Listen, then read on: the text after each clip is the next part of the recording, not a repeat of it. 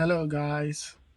I'm still in Tamale, and before I leave Tamale, I'd like to talk about one more livestock disease before I leave. Um, I like to educate farmers on a disease called PPR, PPR, which is Peste de Petits Ruminants in French. That is the full meaning of PPR, Peste de Petits Ruminants. I hope my French is right anyway. So, one thing that about this disease is this is a viral infection. Okay, this is a viral infection which is caused by morbillivirus. It's caused by morbillivirus, and with viral infections, they have no treatment. A viral infection cannot be treated. So what we do in cases of PPR is we do symptomatic treatment. That is, we are not able to prevent it from happening, and then the signs are noticed.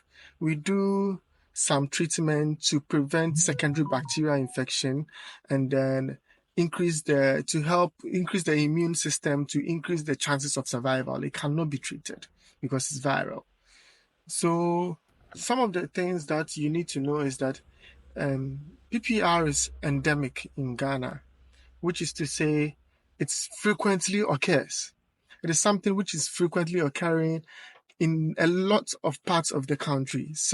Every part of the country, every region in the country, PPR happens. The unfortunate thing is that farmers are not educated about it, so they do not even know they are dealing with it. Some of the signs include high temperature, that is fever. Some of the signs includes fever, and then it includes nasal discharges, which is classical nasal discharges, and nasal and eye discharges. Also, mouth sores. You see blisters on the mouth, and then sometimes even within the buccal cavity, there are blisters. And then there's diarrhea. Serious diarrhea. Which is very serious, I should say, and there's pneumonia as well. And in severe cases, you will see sudden death without maybe even noticing the signs. You realize the animal will just die. That is in severe cases. So this disease is very serious, and it is claiming a lot of livestock population in Ghana. It affects the livelihood of small ruminants, small livestock holders very well. Because imagine you have a flock of say 50, and then PPR sets in. It can claim like 90%, which is to say you may lose about 40 of them, 40 or 45 of them. It is very serious because it's viral. As soon as it sets in, it would wipe out your flock quickly. So it is important that you seek veterinary advice or veterinary help as soon as you see signs in your flock. You have to invite a vet as quick as possible.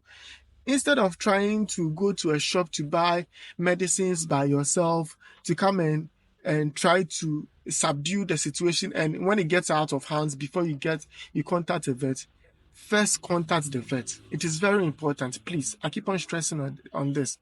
Always, the vet should be your first point of contact. It is very important because farmers joke with a lot of these things, and it affects them. Sometimes they see the need to consult a vet when the situation has gotten out of their hands, which shouldn't be the case. Okay, it shouldn't be the case at all. The best way to prevent PPR is vaccination. The best way PPR from occurring in your flock is through vaccination.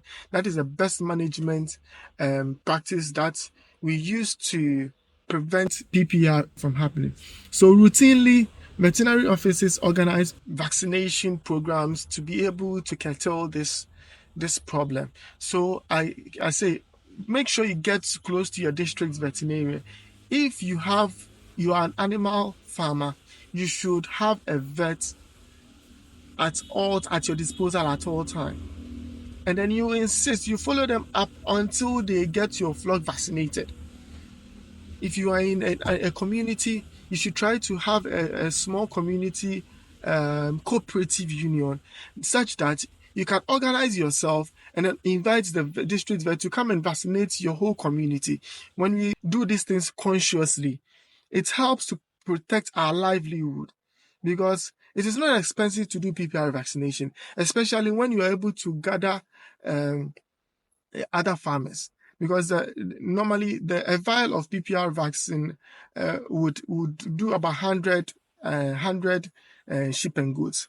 Normally, PPR actually affects small ruminants, sheep and goats. The main target for PPR is small ruminants. So when you gather yourself and then you call on a vet, they will come to your community and then do the vaccination for your community, which will safeguard your community from this deadly viral outbreak. So please, my fellow farmers, you are feeding Ghana.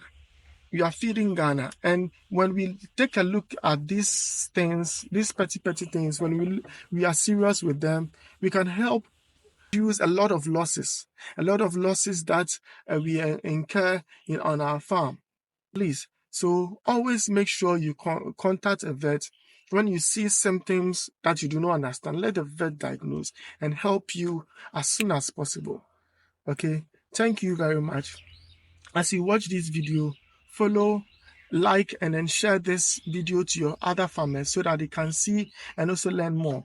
We are going to try to bring you a lot of education on farm animals, livestock, poultry, and even pets. So share and follow this page, and then watch out for more exclusive educational videos, educational content on animal health and on animal production and everything. Thank you for watching. Bye bye.